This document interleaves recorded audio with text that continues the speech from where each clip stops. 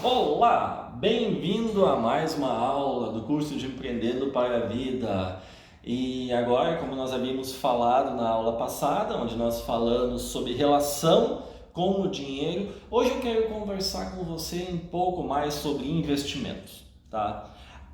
A primeira coisa que depois que a gente juntou um pouco de dinheiro, porque todo mundo fala, eu quero investir dinheiro, legal, mas para você investir dinheiro você precisa ter dinheiro, não dá para investir com folha de abacateiro, né? Tem que investir com dinheiro. Então, quando eu falei na aula passada sobre saber se disciplinar, guardar dinheiro, ganhar um pouco mais de dinheiro, é para você criar um certo patrimônio líquido, ou seja, dinheiro, para você poder escolher o que fazer. Vamos partir pelo ponto de princípio que você entendeu e você criou uma disciplina e começou a guardar um dinheirinho, certo?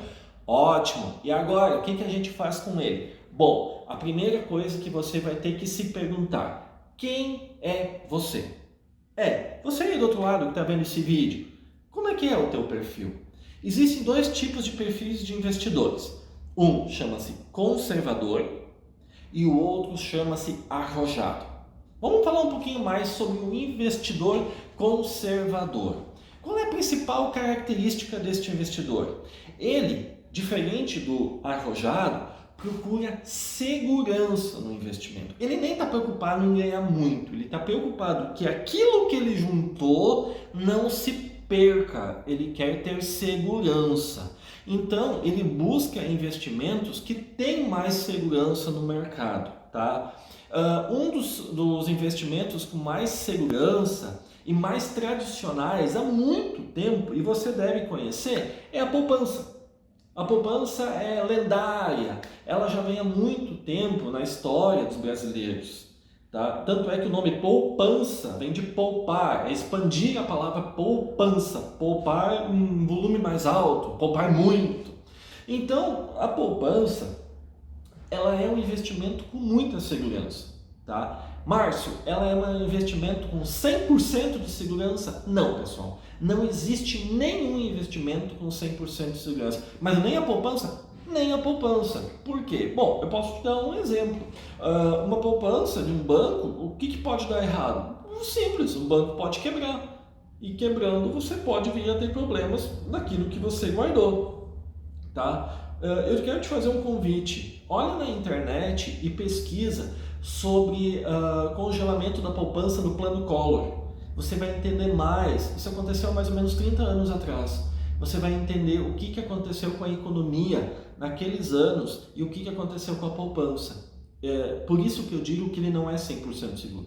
Pessoal, poupança pode ser 99,9% segura. Ela não é 100%. Por isso que eu botei esses dois exemplos, porque é importante você saber disso, tá? Mas ela é extremamente segura, ainda mais se você escolher uma instituição financeira grande, forte, por exemplo, Caixa Econômica Federal, Banco do Brasil e tantos outros bancos que têm história, que têm tempo, que podem te dar mais garantias a respeito disso. Então, o que é muito importante a gente entender? Que quando um investidor conservador busca um investimento, ele busca por segurança. Lembra quando eu fiz um vídeo falando sobre empréstimos e eu disse que quanto dinheiro mais fácil for para conseguir esse dinheiro, mais caro é o juro? Pois é, nos investimentos é justamente o contrário. Quanto mais seguro é o investimento, menos ele paga. Existe uma coisa chamada taxa Selic, que é a taxa dos juros no Brasil. Ela é constituída junto ao Banco Central e é a taxa de juros brasileira. Atualmente, hoje, no dia 2 de junho de 2020, a taxa Selic no Brasil atingiu patamares muito baixos, equivalente a mais ou menos 3% ao ano. Levando em conta que a poupança paga aproximadamente 70% desse valor, nós estamos dizendo que a poupança paga hoje, na data de hoje, em média, 2,1% ao ano. Se formos dividir isso por mês, ela paga 0,175% ao mês. Isso mesmo, menos de 0,2%. Para a gente passar isso para um cálculo matemático, se você colocar hoje R$ 1.000 na poupança e no dia 2 de julho você for lá, você vai ter tido de juros R$ 1,80. R$ 1,80 para R$ 1.000? R$ 1,80. E digo mais, a previsão que a taxa de Selic caia novamente e esse juro, consequentemente, que vai cair ainda mais. Estão vendo? O conservadorismo tem uma característica de segurança muito grande, mas infelizmente ele paga muito pouco. E em alguns investimentos acaba não acompanhando nem sequer a inflação. Isso significa que se você deixar seus R$ 1.000 hoje por 10 anos, é muito provável que daqui a 10 anos seu dinheiro vai ter perdido muito valor, a ponto de que a própria inflação tenha comido parte desse dinheiro. E por isso que hoje já existem outras alternativas que muitos locais procuram. Para você ter uma ideia, nos Estados Unidos, a grande maioria dos americanos não procura bancos para guardar o seu dinheiro, e sim elas procuram corretoras financeiras, justamente pela diversidade de opções de investimentos que tem. O brasileiro é muito tradicional, isso vem muito da nossa cultura, nossos pais, nossos avós, para poder começar a trabalhar a questão do dinheiro. Mas existem algumas outras coisas que são importantes de se colocar. Pessoal, mas mesmo que a gente fale de outros índices de rentabilidade conservadora, que também tem uma segurança muito legal, você não vai fugir muito do que hoje a poupança lhe paga. Por mais que você for para um CDI, um CDB, você vai encontrar isso.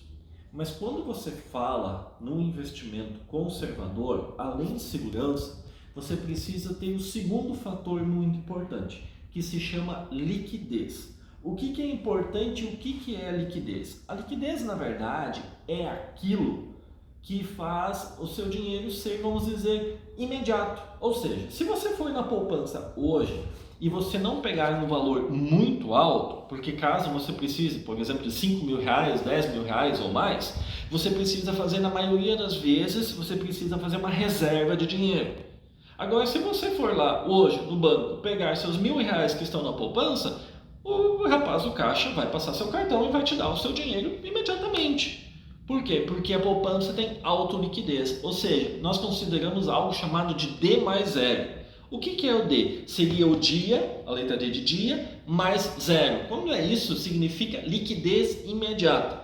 Outros investimentos, também conservadores, eles têm D mais 1, ou seja, você perde seu dinheiro hoje e você pode buscar ele amanhã, D mais 2. Você pede o dinheiro hoje à instituição financeira, em 2 dias o seu dinheiro está liberado. Quero te dizer que em algumas modalidades do investimento conservador, quando você pega D mais 2, D mais 5, D mais 30, tá? Você consegue um pouco mais de juros. Não vai se iludindo porque não é muita coisa, você consegue um pouco mais de juros. Aí cabe muito a você entender a questão de se organizar para pegar esse dinheiro. Parece às vezes um 0,1, 0,2, é tão pouca coisa. Agora imagina se você tem 10 milhões de reais na conta. Esse 0,1, te confesso que faz uma diferença gigantesca. E quando nós começarmos a falar sobre juro composto, você vai entender o porquê. Certo? Então, veja bem, o conservadorismo então trabalha com a segurança e com a liquidez. Alguns investimentos no conservadorismo têm baixíssima liquidez, mas eles criam na gente a sensação de ter algo. Eu quero ter uma aula que eu vou falar com vocês só sobre setor imobiliário, para botar o que é fato, o que é fake e qual é a minha opinião sobre investimentos em imóveis. Mas vamos falar agora um pouco mais sobre o investidor arrojado. Diferente do conservador que busca segurança, o arrojado ele busca rentabilidade, ou seja, ele abre mão de uma parte da segurança para ganhar mais. E aí ele busca fundos imobiliários, fundos de investimento, a própria bolsa de valores, investimento em criptomoedas, que hoje é uma tendência muito alta no mercado, e tantos outros universos que tem relacionados a isso. Dentro da modalidade de arrojado, nós temos três características desse investimento. Três perfis. Vamos deixar claro para não ficar nenhuma dúvida. Temos três perfis dentro do arrojado. O moderado, que é aquela pessoa que abre um pouco da margem da segurança para ganhar um pouco mais. O mediano, que abre, vamos dizer, não é tão arrojado, vamos usar a expressão louco, né? Até porque não é mais é melhor de se usar, mas ele não é tão arrojado, mas ele quer um pouco, é sempre aquela pessoa o seguinte, que quer um pouco mais, ele quer repetir a sobremesa pela segunda vez, tá? E o terceiro, o arrojado agressivo. O arrojado agressivo, ele tem uma característica de que ele abre mão da segurança por lucro, tá? Em muitos casos, o perfil dele é o seguinte, é tudo ou nada. Quero lembrar uma coisa para vocês, que em momento algum estou falando que um investimento arrojado, ou seja, investimento de maior risco, tem a ver com jogatina. Não, pessoal. O que nós trabalhamos é saber calcular o risco. Não é uma aventura, é cálculo de risco. Você quer ver uma coisa? Vou fazer um exemplo bem básico hoje para você ter. Você investir dinheiro numa ação, vamos falar uma coisa arrojada, tá? Não conservadora, arrojada. Você vai para a Bolsa de Valores. Você investir o seu dinheiro numa grande empresa que tem um patrimônio gigantesco, que você estudou, que você falou com consultores, que ela ganha dinheiro, uma Petrobras da vida, é um cenário, tá? Você pegar uma empresa que tem problemas, recuperação judicial e que tem outras tantas consequências, e você investir dinheiro, te pergunto, qual delas é mais perigoso? A segunda, né? Então, é cálculo de risco. Você tem que ver certas coisas. Ah, Márcio, mas a outra poderia dar muito mais percentual. Volto a dizer, você tem que calcular o risco. É como se você tivesse alergia a camarão, mas mesmo assim você vai comer camarão. Por quê? Porque no máximo que você vai fazer é passar mal. Não é bem assim. Se você conhece uma pessoa que é alérgica a camarão, você sabe que ela pode tanto passar mal como ela pode vir a óbito. Então isso você tem que cuidar muito. E aqui nós estamos falando o óbito da sua vida financeira. Então não faz nenhuma loucura. Quando você for para a área de risco, conheça o risco para minimizar o risco. Ok? Aqui nós estamos dando apenas um pequeno exemplo.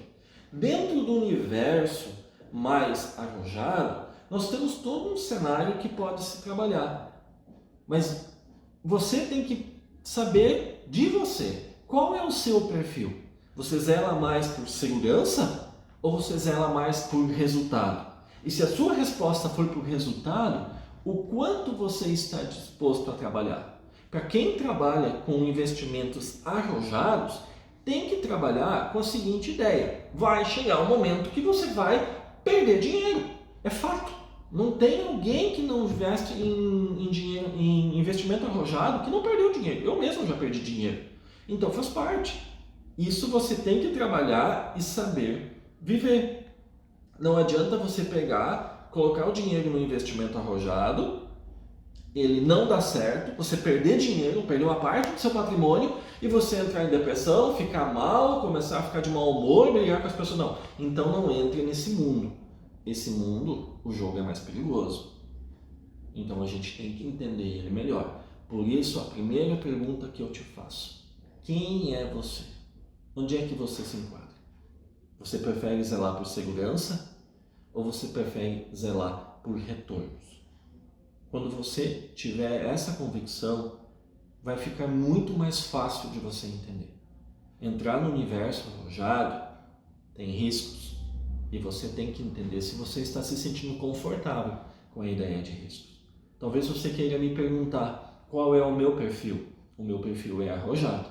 Eu abro hoje mão, sim, de parte de segurança para entrar dentro desse universo. E dentro das três modalidades, eu estou no meio, tá? Eu estou intermediário. Eu não sou aquele cara ou tudo ou nada, mas eu abro mão, sim, de uma parte da segurança para buscar. Mas pessoal, quando eu faço isso, eu estudo, eu olho, eu analiso, para daí então entrar. E outra coisa, quando no início der errado, eu não entro em pânico.